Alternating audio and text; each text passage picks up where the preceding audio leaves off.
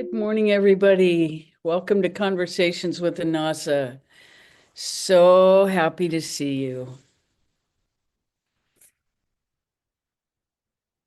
So let's start with meditation. Take your attention inside. You can close your eyes if you want. And take your attention below your belly button. The idea is that we take our attention away from between our ears and let it funnel down as though there's a funnel right above your tongue that just pulls all the energy, because energy follows attention. You pull your attention down below your belly button and feel your body calm as your attention drains from between your ears to down below your belly button. And just breathe into that space. It's just 2 finger widths below the belly button. So that's, about an inch for most of us, a little less than that. And feel into that energy center. And as you do that, begin to lengthen your breath just a little bit on the exhale. And focus your attention below your belly button into the space between the breaths. And just for this time, allow your attention to be here. It will keep wanting to leap back up between your ears. But do your best to hold your attention down below your belly button.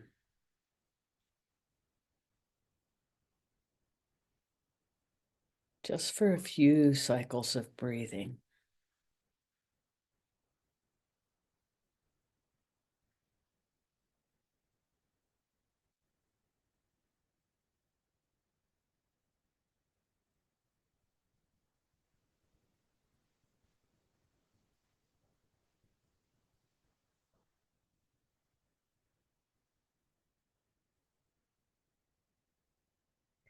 Then when you're ready, drop your attention all the way to the tip of your tailbone.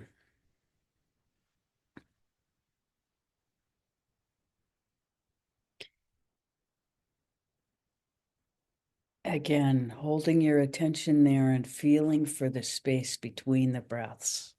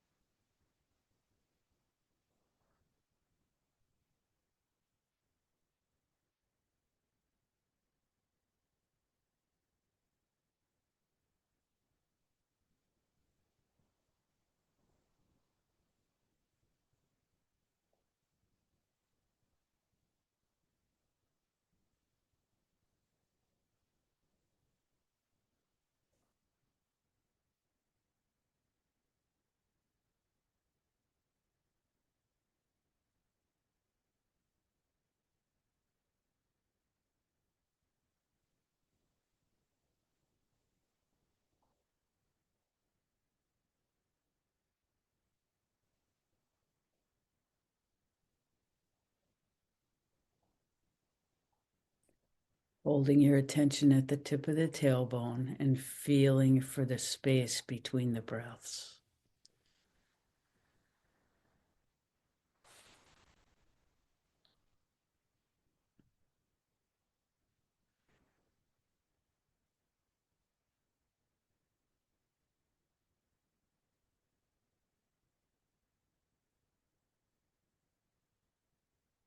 And now, as you're ready, we'll move our attention to the solar plexus, which is just below the rib cage, where the rib cage ends and the divot begins underneath.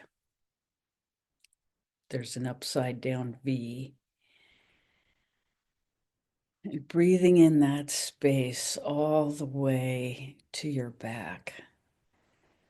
And see if that can let go. Let your shoulders relax, holding your attention in that space. Again, feeling for the space between the breaths. And for most of us, there's a little bit of discomfort from old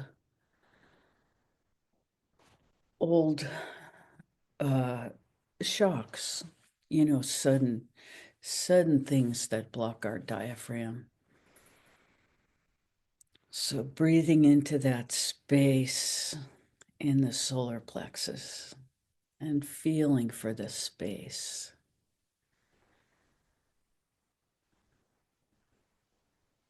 And you may be feeling the spaciousness of your energetic body coming online. Just feeling into that space between the breaths, allowing it to expand. Just for this moment.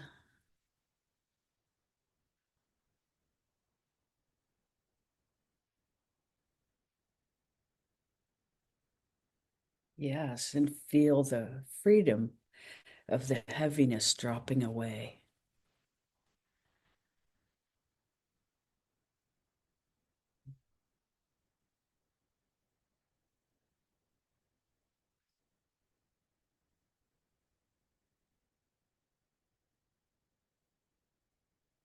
You might want to move a little bit to let that area in the middle of your back release.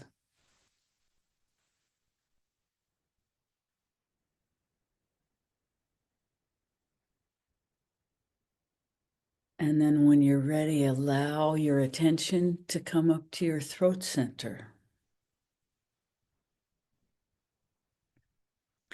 You may swallow to release that center.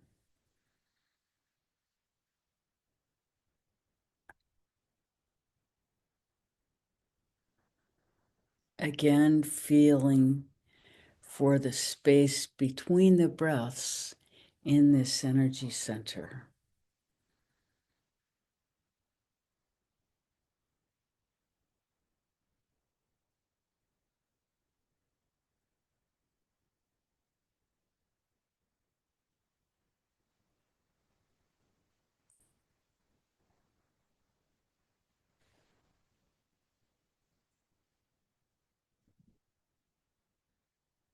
And gently, as you hold your attention here, you might experience it just moving up to your third eye, behind and between your eyebrows.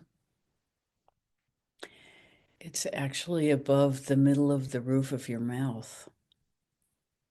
So it's back further than we usually think of it.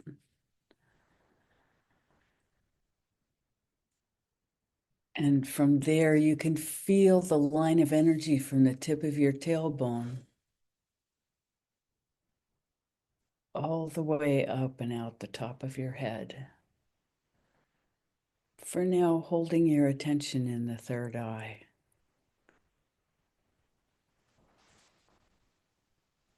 And notice how quiet your mind and body are.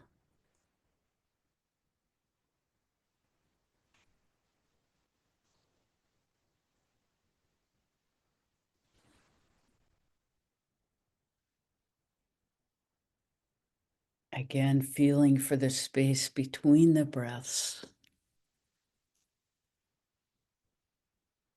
in the third eye.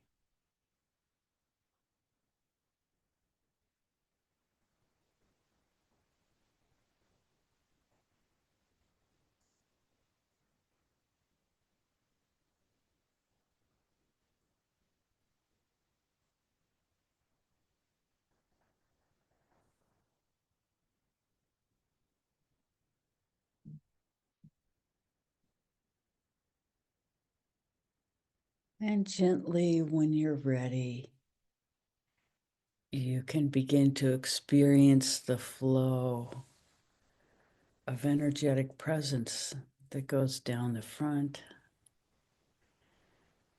and up the back with our breath.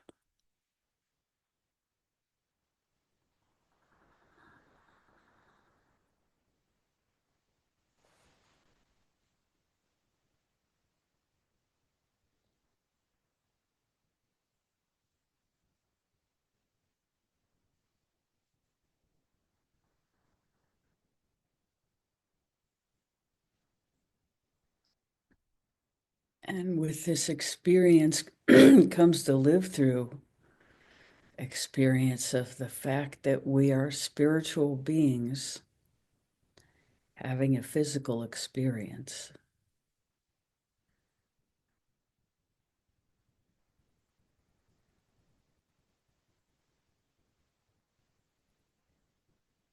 As we explore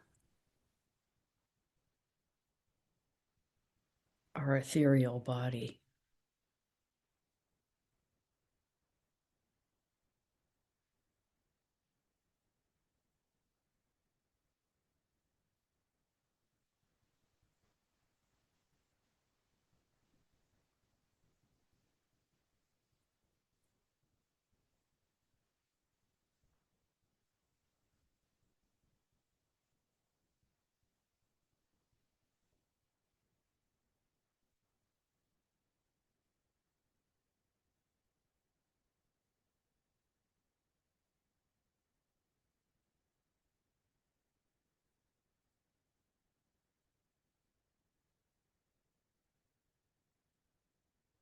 And now holding your attention in this experience, when you're ready, and there's no hurry, do this at your own pace.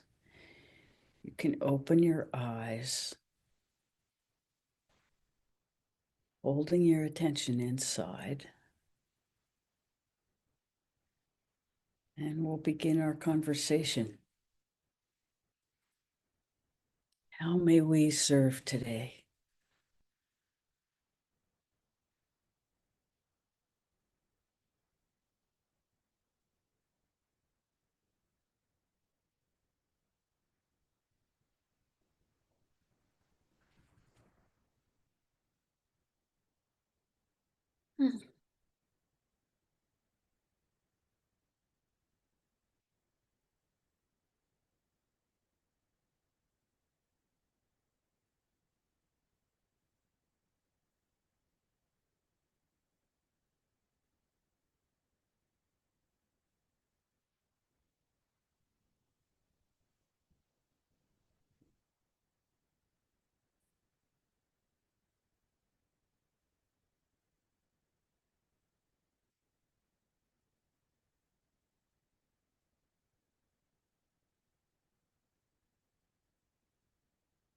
What's new with everybody?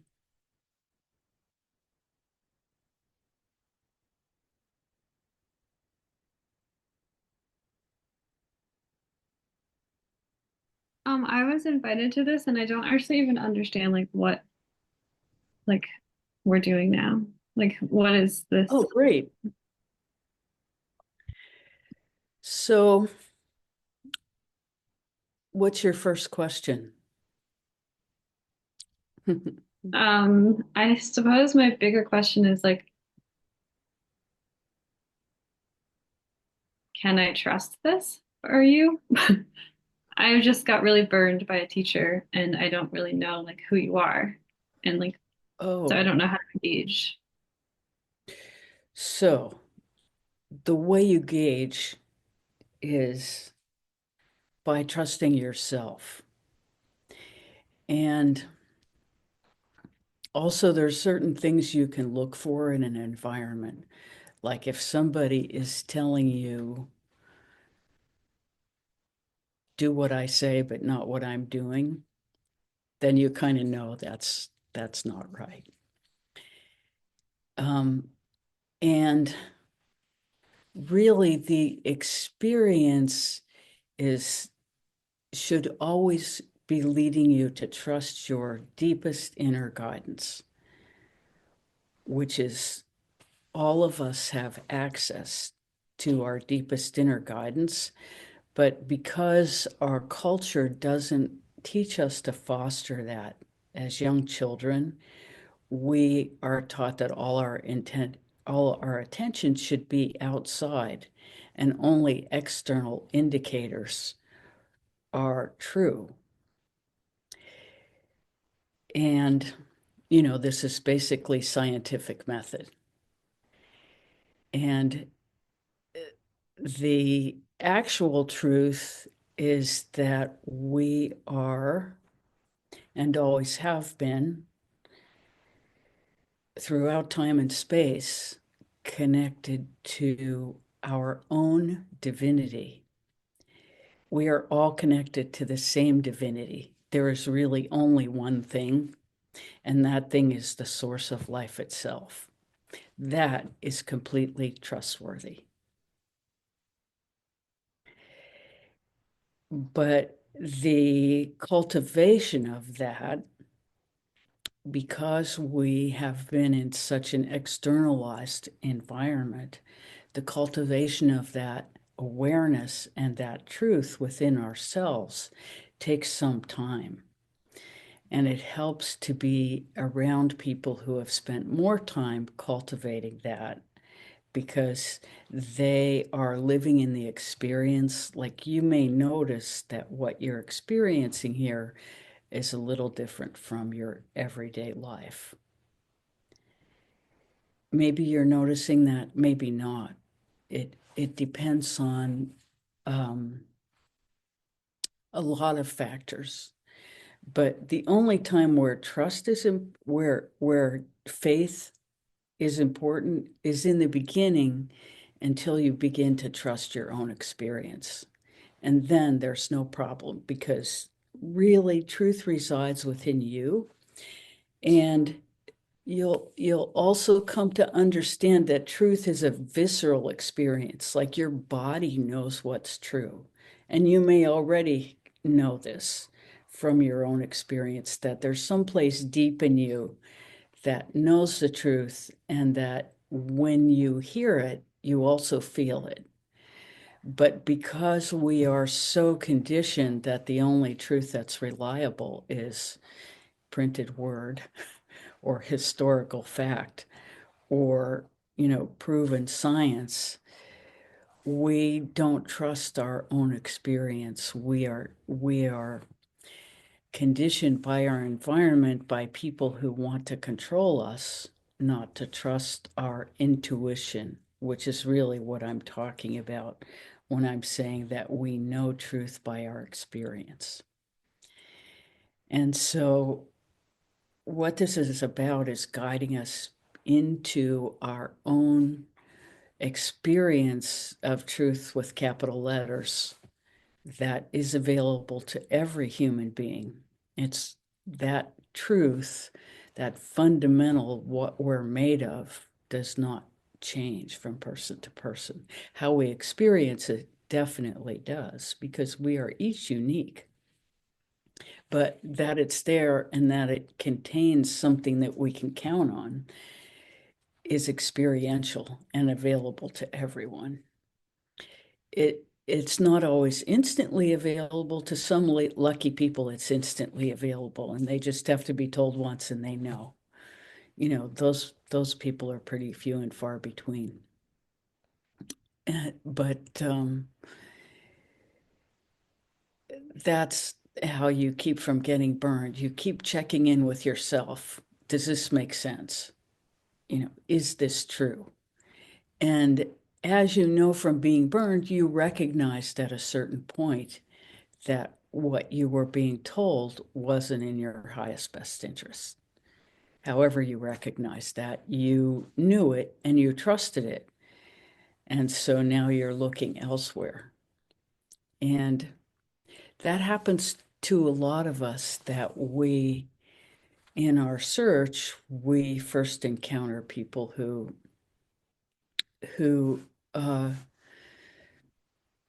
may not even know that they don't have the highest values. They may not even know it themselves. But through our experience with them, we come to understand that truth is something other than what they were teaching us. Does that make sense? Yeah, I really appreciate everything you said, like really resonated and was really helpful and validating. Thank you. Please ask more. We want to help.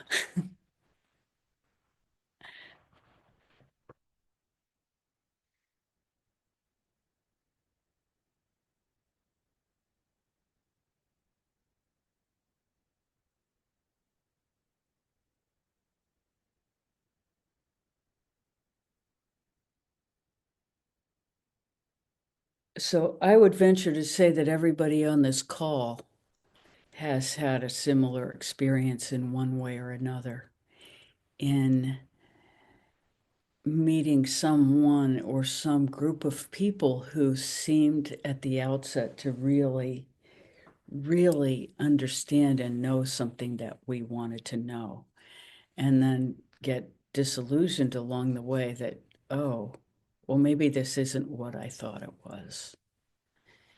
And it is our experience that every religion that has come to the earth, every single one started with the same principles and the same understanding, and at some point was corrupted by people who wanted to control others. And so they kind of rewrote the rules very subtly so that certain people were disenfranchised. And that has happened throughout history over and over and over. So you're right to ask the question. You're right to hold the question in the background always as you learn how to access the truth that is within you. And the other thing about spirituality is that we say over and over, if it's not simple, it's not spiritual. If it starts to get complicated and you can't really understand it, that doesn't mean there's something wrong with you. It means that, it's not, um, spirituality is generally completely clear, but our minds can confuse it. So it gets a little complicated in that way because we each have what we call a matrix of belief, which is the the matrix that our thoughts go through as we interpret our experience. And that matrix is formed for each of us when we're very young by our parents, our peers, and other elders. They tell us what the truth is. And because we are completely porous when we come into this experience, we believe it.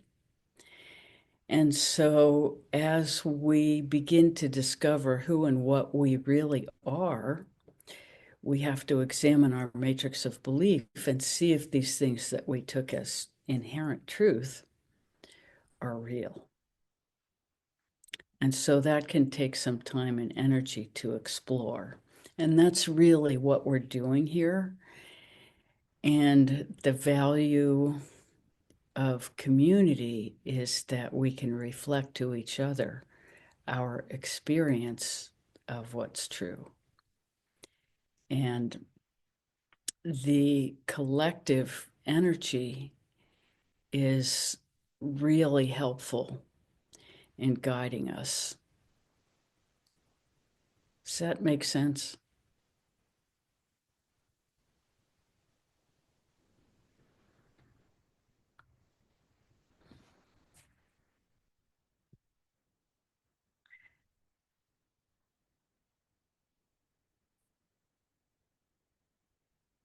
How's everybody else this morning?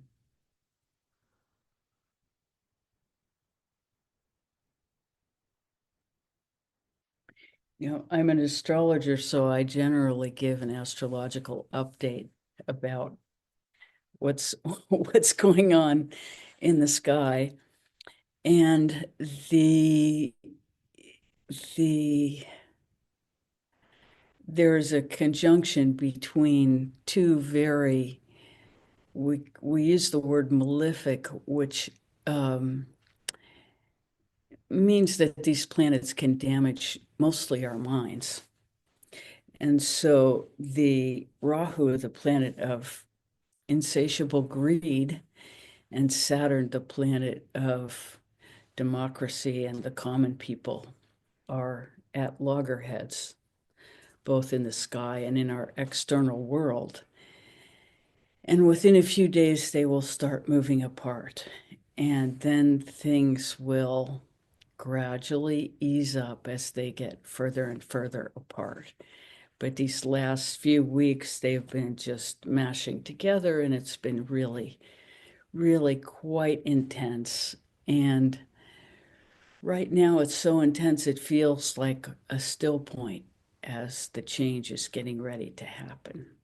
So it's almost so intense right now that we can't perceive it or kind of shut down in the face of it, which is what a lot of people are doing because the intensity of the astrological energy is so much at this moment that uh, we almost don't want to pull our head out from under the covers in the morning. So that's pretty universal at this moment. So it's not, you know, we're either standing on the steps of the courthouse with Hakeem Jeffries and Cory Booker this morning, or we've got our head under the covers. So that will ease, though. That's the message, is that in the coming weeks, things are going to get better astrologically, and there will be more flow available inside and around us to feel like we can uh, participate in our lives in a bit more open way than we feel right now. And how that will act itself out in the world, we can only watch and wait and see.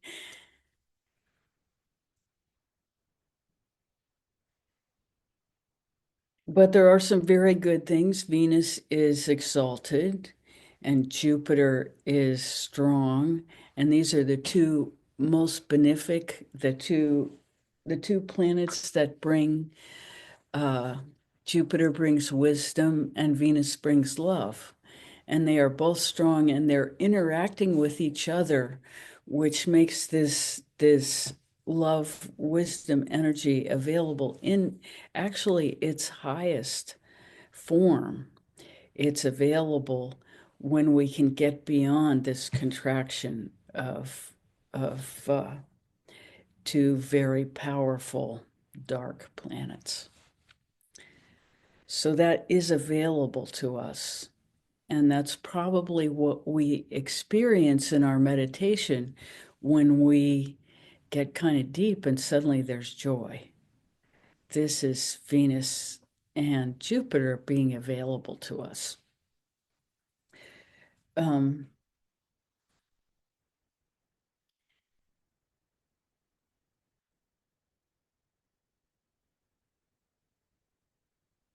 and they're connected in an energetic way that is unusual to have that experience available at the same time as this dark contraction.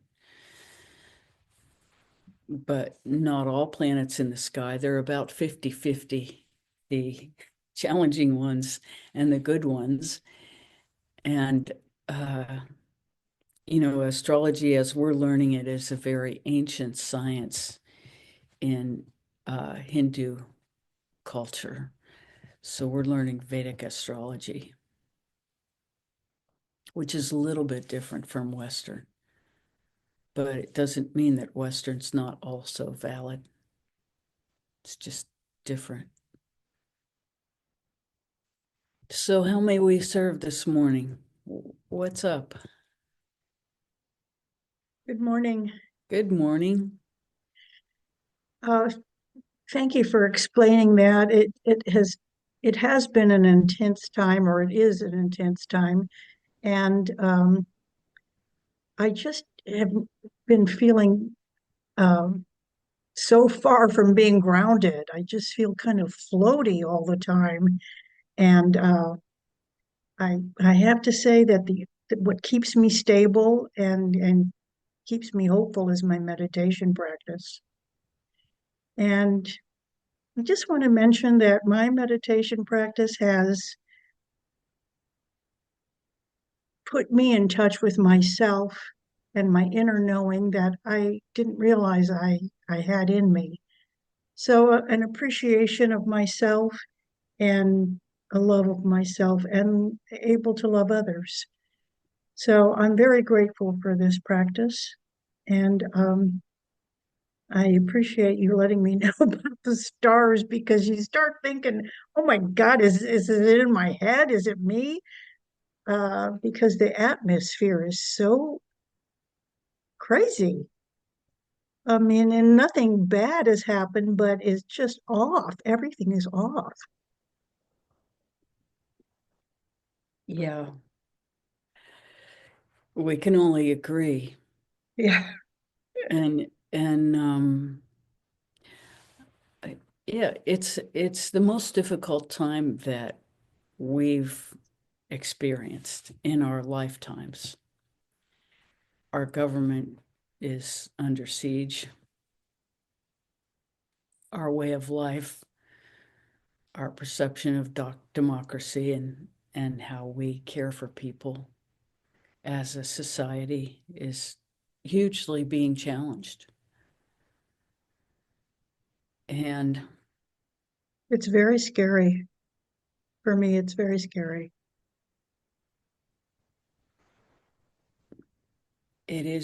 it is scary.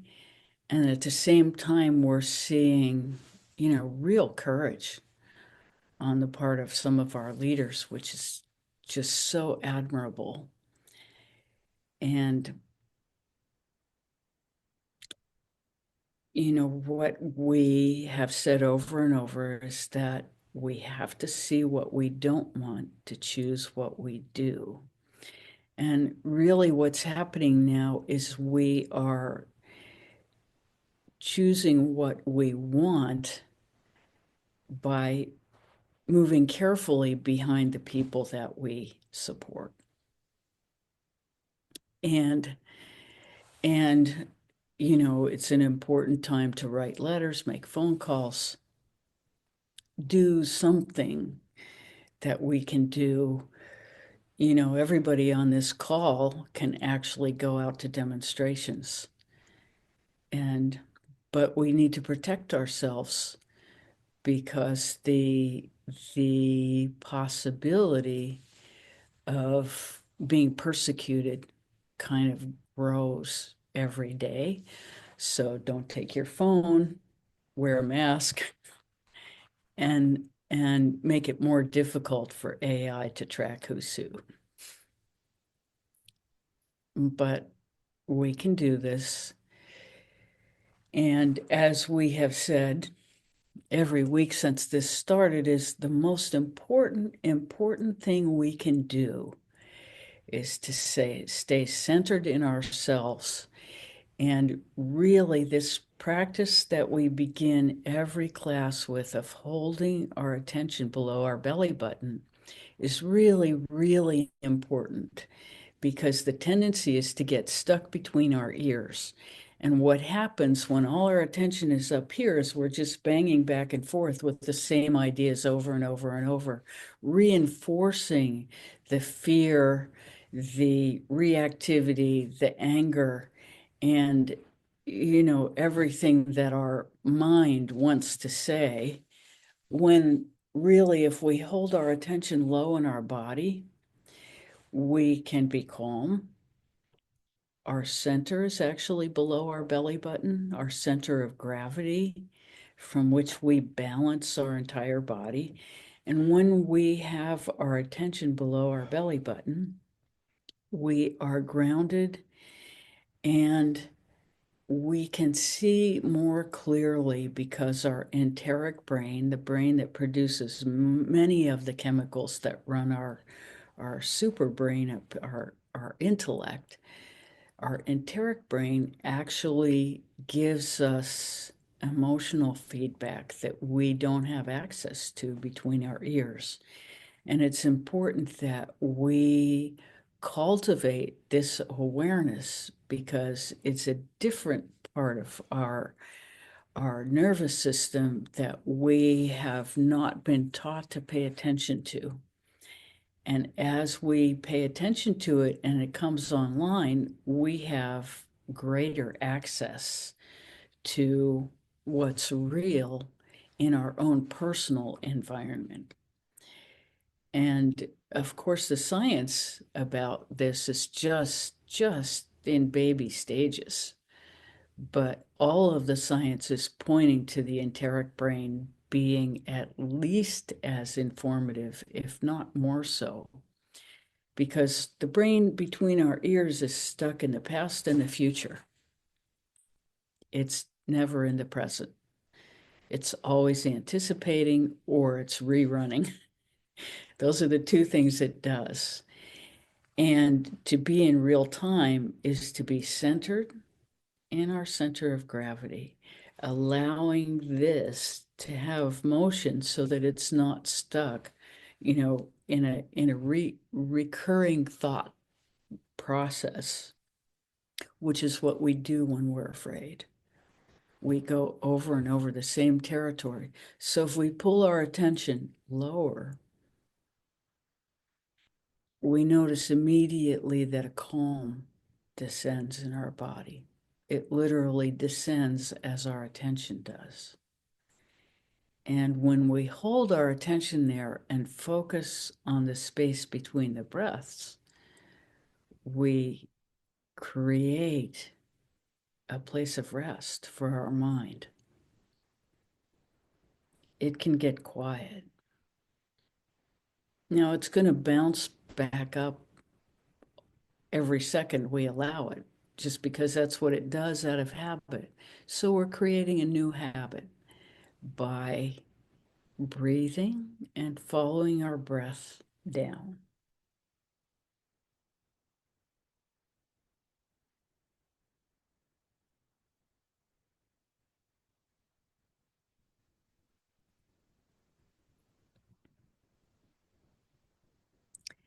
And to practice this, you can say in that space the word Om, the Om sound, which is the primordial sound of vitality. And that can be the anchor to hold ourselves in that space.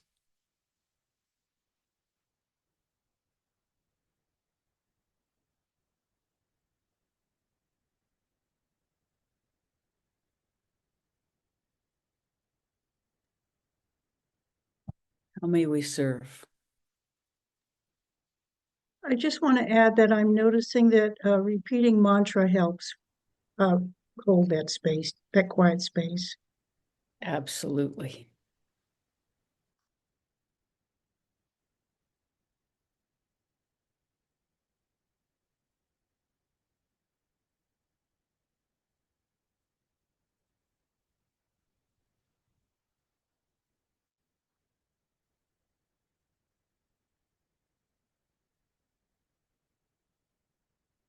What else?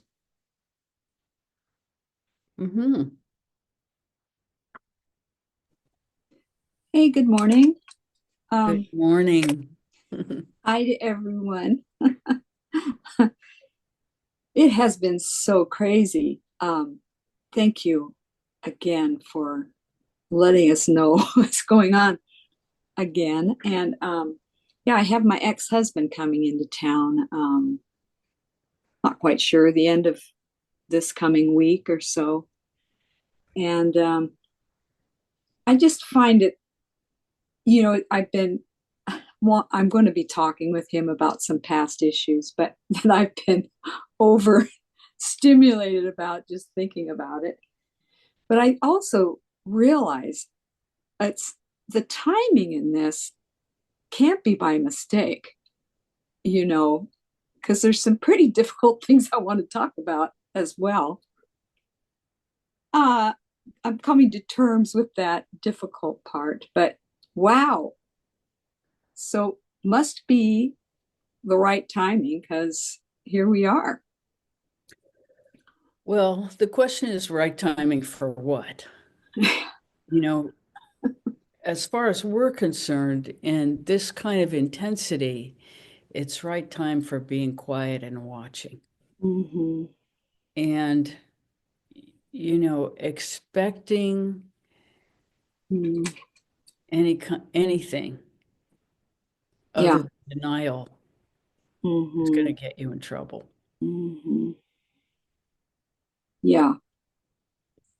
And, you know, that's just what we see. Yeah. Yeah. I'm the important thing is that I'm centered and I'm not expecting anything from him, but I would like to talk into a few things.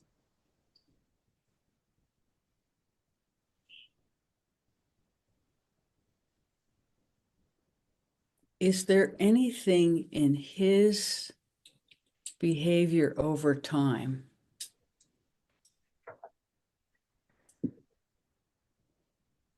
that would lead you to believe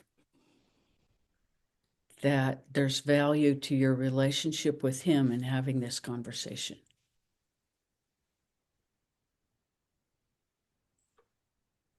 Well, for me, it'd be of value. In what way? Well, we've never talked. I mean, I'd never see the guy. He lives in New Zealand. And yeah, it's a good question. It's the most important question because Mm, if you don't know why you're having a conversation and what you expect to come from it, and you're not clear that it's in the highest best for hmm. anybody, then there's a question of why you should have that conversation. And the more important question is what's in the highest best for the whole in this situation? Because when you bring up unresolved past issues for you that somebody else is not even tracking, Hmm. it creates a disharmony naturally because it's totally unexpected, even though you've sort of made a prelude to it. Hmm. They're not tracking that, and they're certainly not tracking it in the way you are Hmm. because they don't feel like they either did harm or received harm. Hmm. And so coming from that perspective can create maybe an unresolvable disharmony. And it is our understanding that change happens when initiated inside the person who needs to change. Hmm. And almost always that doesn't happen from conflict. Yeah. Conflict tends, and confrontation tends to solidify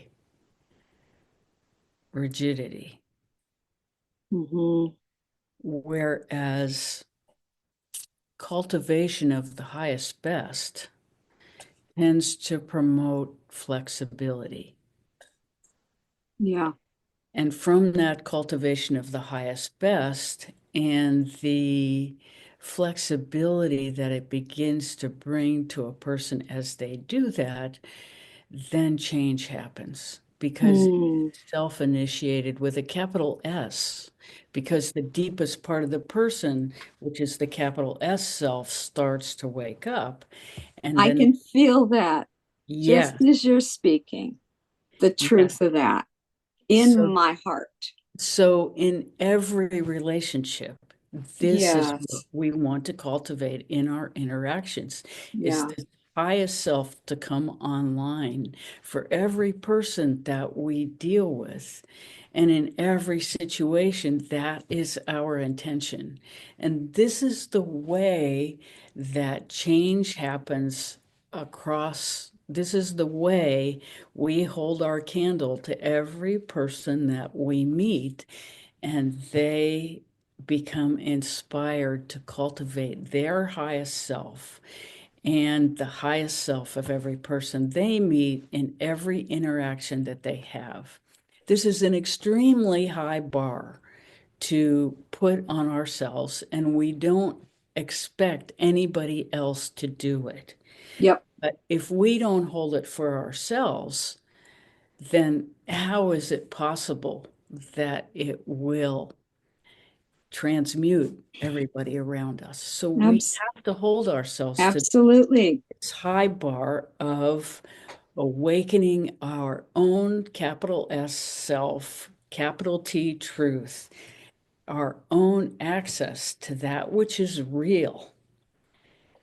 And this is connecting to ultimate reality, not to, this changing multiverse that we live in, where everything around us is changing. Everything is in motion. Mhm. We're actually on a planet flying through the sky, Feels like it right now. Yes, and everything is in motion. Our entire being is in motion. But when we get quiet and we cultivate the stillness in our breath, and we access that capital S self within us and begin to experience and flow within that understanding, every life our life touches changes for the better. Whenever we're not doing that, and it's really simple, it's not complicated, but it is not easy. It's really hard. It's a very high bar. Yeah. And we will meet very few people who actually speak that language and hold to it. Mm-hmm. And so it's important that we hold our own feet to the fire as we decide how we're going to behave in each interaction in front of us. Does that make sense? Thank you. You're welcome. No, this is really important because this is all experiential, Yeah. and it's because you are wading into deep waters in yourself and having these conversations in your environment that you're getting clear about this. If you Yeah, were I just need to get clear on this. Yeah, but if you were just sitting still and not engaging your deepest, the deepest tensions that you're trying to resolve in I, your therapy, if you were not doing this, we wouldn't have these conversations. yeah. And trust me, every person present in this conversation is benefiting from it, Yeah. because you are forcing us every week to be more and more articulate about how this works. And it's really, really important because this is fundamental to how we are inside ourselves and who we want to be as we move through the world, and how change actually happens. Because the most important thing in our lives is that we cultivate this fundamental truth. And from that fundamental truth, every life our life touches will be sparked, because you can feel, you can experience the truth. It's visceral. It is indeed visceral. I Yes. needed to hear it again. Thank you.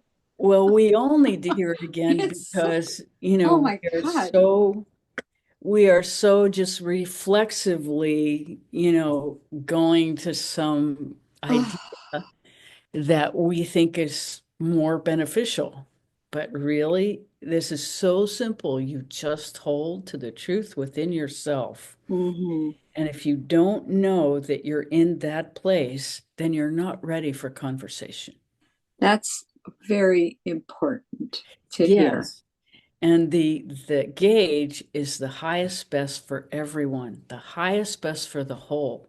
That's always the gauge Yeah. we apply to any interaction. Because, although there is, a certain vindication in expressing the small truths that we find within ourselves, Yeah. that's not the lasting change where everybody in our life can be growing next to us if we hold to that highest throughout our experience. Yeah. Thank you so much. I mean, especially during this time where it gets the muddy waters and Yeah, everything gets fuzzy. oh, more than Yeah, that. Yeah. and that's why we're here. Yeah.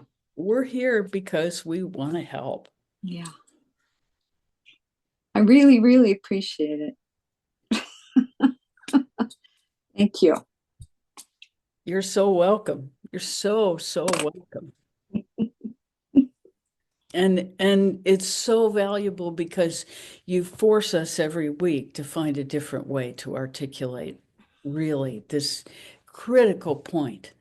It's just critical, and it's so hard to get into our chemistry that we have access to the highest best in ourselves in every moment. Mm, We have access. It's a matter of practice. yeah. And that's what spiritual practice is. It's cultivating this access to the highest best within us. Mm, It's as simple as that. It mm, doesn't get more complicated than that. mm, mm, And it's certainly not about taking away anyone's power. It's about mm. empowering each of us to live from the highest best that already exists within us. Yeah. Thank you. You're welcome. You're welcome. Thank you. Really, it's powerful work you're doing, and it's really, really valuable.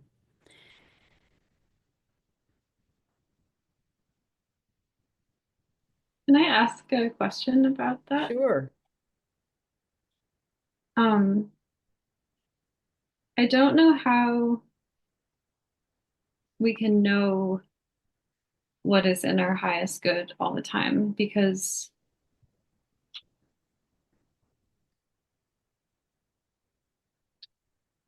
it feels impossible to know. Like, I just thinking about what you're saying, and like, for example, I had like a fight with a friend recently that seemed to be the worst thing that could happen at the time. And I could have said, like, I should have not brought this thing forward because it wasn't in the highest good. And it felt that way at the time. It felt like the end of a friendship. But what actually came from it was we got closer and things sort of came out that if I hadn't sort of brought up that thing that I was holding in my heart, like we would have, it like brought our friendship to a new level. So I don't quite understand like the idea of like not bringing forward what is like in Nancy's mind or heart to her ex. Like it seems like more complicated than that. But maybe what you're saying is like that her highest self knows deep down. Um, but I think I feel slightly afraid of like the idea that like we could always know because I feel like that's not possible because we're not God. So yeah. This is actually the fundamental concept. We are God. God exists within us. And this is exactly what we're talking about. That truth exists within us when we have the clarity to access it. And spiritual practice is cultivating that clarity. And when you said you brought this up because it was in my heart, That's your saying, this was the truth of my heart, which I know because of how that feels. That's what you were saying. And that's exactly what we're saying. The truth of the heart is the truth. And learning to trust that, because what's happening between our ears is always going to be full of doubt. And so we can't think ourselves there. It's not going to happen between our ears. That's not where the money is in our spiritual power. Money is a wrong word. It's it's um it's not where the true power is. The true power is in the truth of ourselves and our connection to ourselves as God, to the God in us, which is our connection to ultimate reality. And in denying our godliness, we are denying our own connection to that. And what we're saying is that in cultivating that connection to truth, to our own self-empowerment, which is bigger than our small desires, and sometimes in conflict with, which is why we practice, we talk about it, we converse about it, we study it in ourselves constantly to try to understand what it is. And it is not easy, but the highest best, we always know in ourselves somewhere what that highest best is. And we would say that when you decided to have that conversation, you were motivated by your heart, your a deeper sense of truth and value than the desire to avoid the conflict. And you know when you are speaking from truth because miracles happen, like you experienced. Instead of shutting down the relationship, it actually opened it up, right? So you were very fearful that it was going to be an ending. Instead, it was a new beginning at a higher level. That's how truth works. It's not easy, but you just did a perfect demonstration of how it works. Does that make sense to you? Yeah, I mean that feels very true. And like I saw that. I was like, it felt like that was what needed to happen. But then from the small mind, it was like, holy shit, I destroyed this. But the other part of me that could see was there all along. And but it is really hard to trust that, even though like whenever I look back on my life and I'm like, I chose to do this thing that seemed crazy to myself and to others, but I knew I had to do it. And then it like led me where I am. But it's like I can trust it looking back and seeing where it brought me, but I don't know how to trust it fully in the moment because of how often it looks so chaotic. And it doesn't just look like the best, highest good, which to me, I would think would just be like rainbows and like sunshine and smiles. But often it's like what I don't expect. It's like something kind of wild and not sweet. Gnarly. Yeah. Gnarly, yeah. Yes. Yes. Truth is like that. It gets wild and gnarly pretty quickly. And when you understand that, and what you're talking to us about is live through experience of practice. You know, you've been practicing this your whole life in the hard moments, even though you didn't know that's what you were doing. But when it comes down, push comes to shove, you go with your heart. And that's the highest best. That's what we're trying to tell you, is that heart-centered awareness is giving you the clues that you need to make a right choice. And so you already know that, we're just affirming it. This is your guidepost. And no matter how gnarly it is, you just wade forward, just like you did with your friend, because truth is more important to you than living a lie. And that's how we self-choose ourselves into the truth. We self-select into spiritual practice because we can't live in the lies. That's how it happens. That's why you're here. And if it doesn't feel right, you have to ask questions and understand where you are and if it's really serving you or somebody else's ego trip.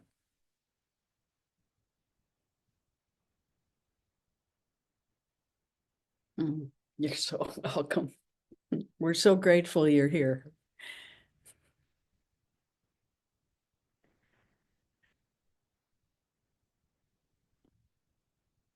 Because really, the miracles happen from holding to our truth. And sometimes people do fall away. It's not all rainbows and peace and light. Sometimes people can't handle the truth and they move away. But if there's any flexibility in there, then they'll welcome the truth and the relationship will be strengthened and grow.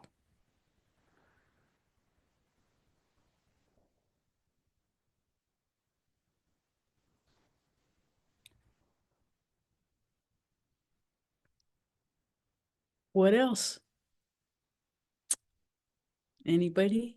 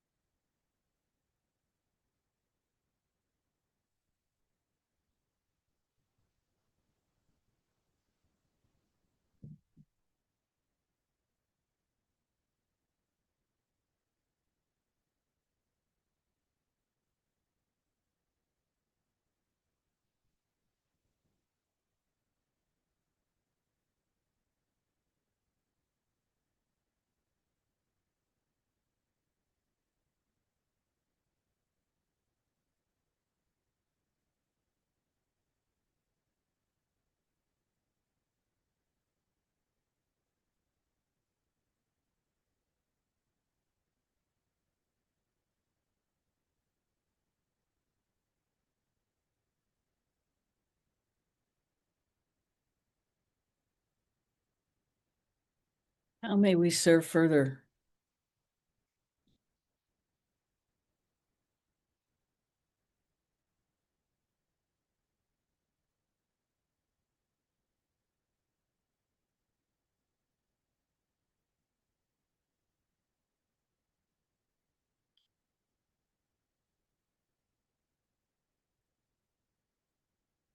So, meditation is the practice of cultivating the highest best within us. And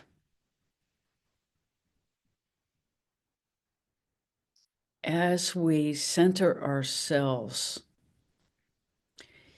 in the experience of the visceral experience of truth, and the reason we say visceral is because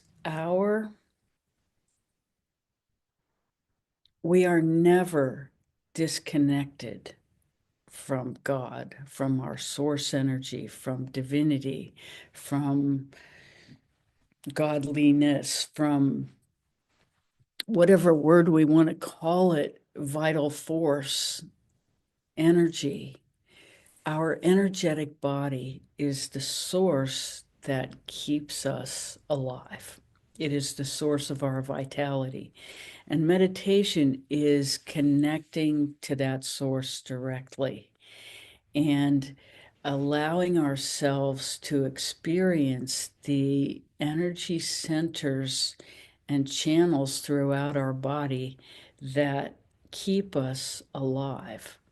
And as we become more and more connected to our energetic source energy, it becomes more powerful in alerting us to whether we are in alignment with that or in disharmony with that.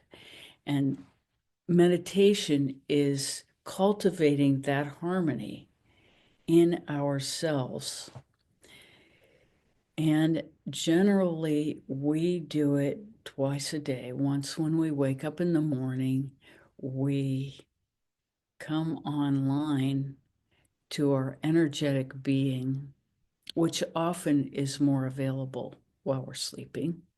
And so when we first wake up, it's sometimes easy to just slide into that energetic awareness in ourselves. And even if we wake up in turmoil, it's a good way to settle ourselves in harmony, in alignment with the highest best before we begin our day. And we do that by feeling through the energetic centers as we did at the beginning of this program, taking our attention out from between our ears, holding it below our belly button. And we can use the Om sound to center ourselves just quietly the length of our breath. Om.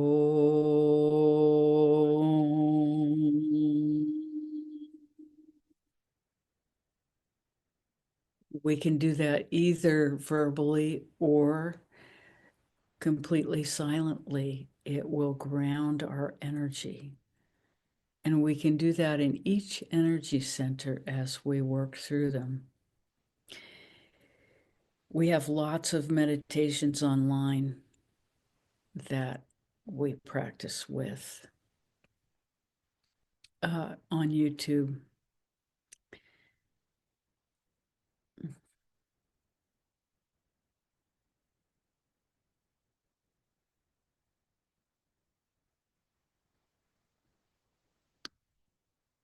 So since we're there, let's meditate for a few minutes before we come to the end of our program.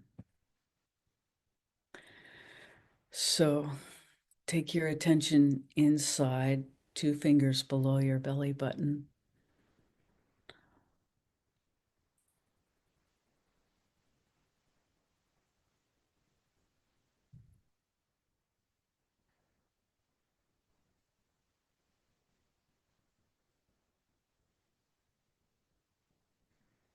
And use your breath to pull your attention down. Energy follows attention. So if you just move your attention, the energy will follow.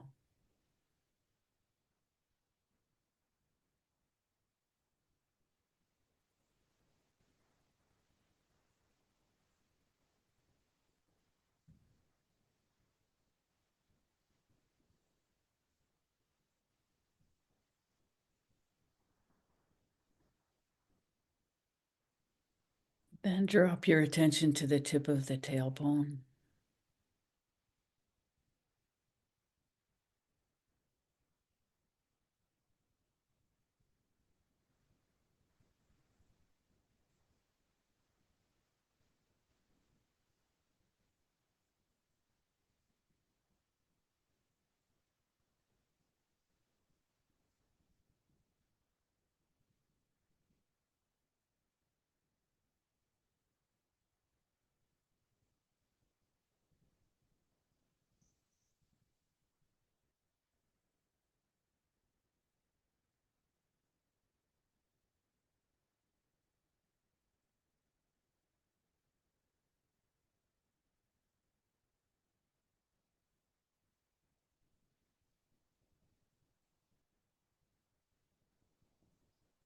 And when you're ready, allow your attention to rise up to the solar plexus,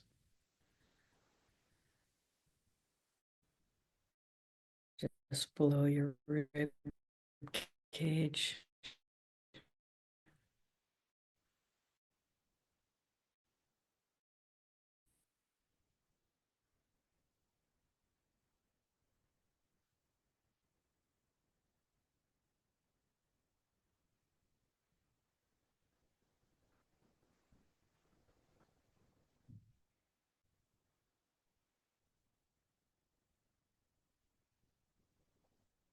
And then gently take your attention into your heart.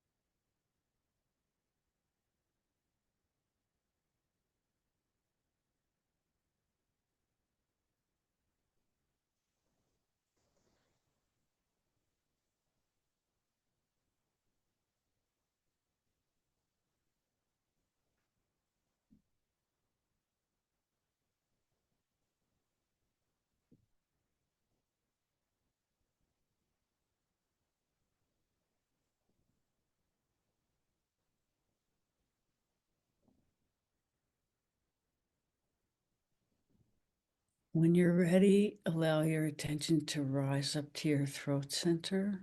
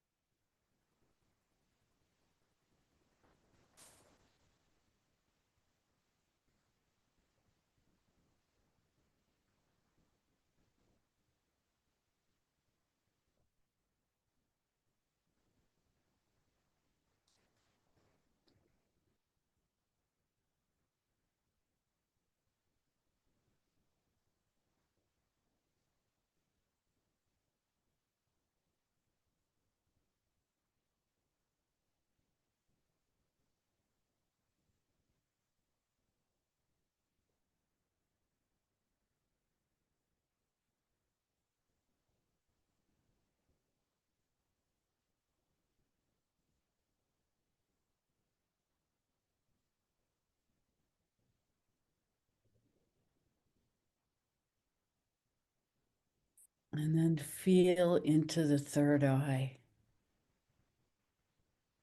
behind and between your eyebrows.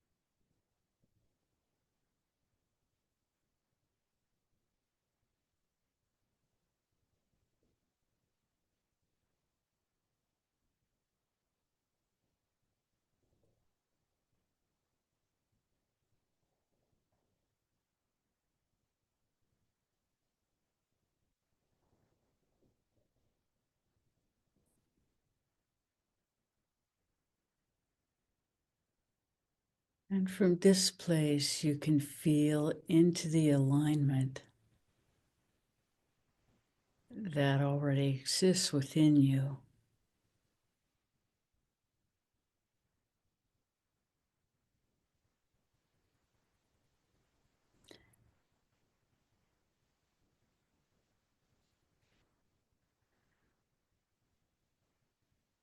as you recalibrate with love, truth, the highest best, whatever we call this space.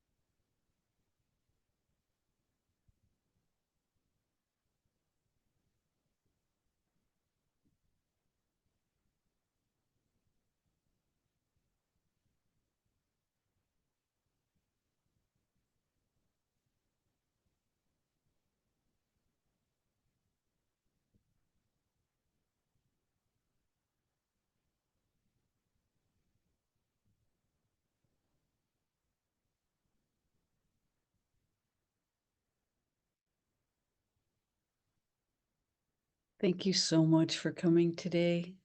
We have so enjoyed being with you. Till we meet again.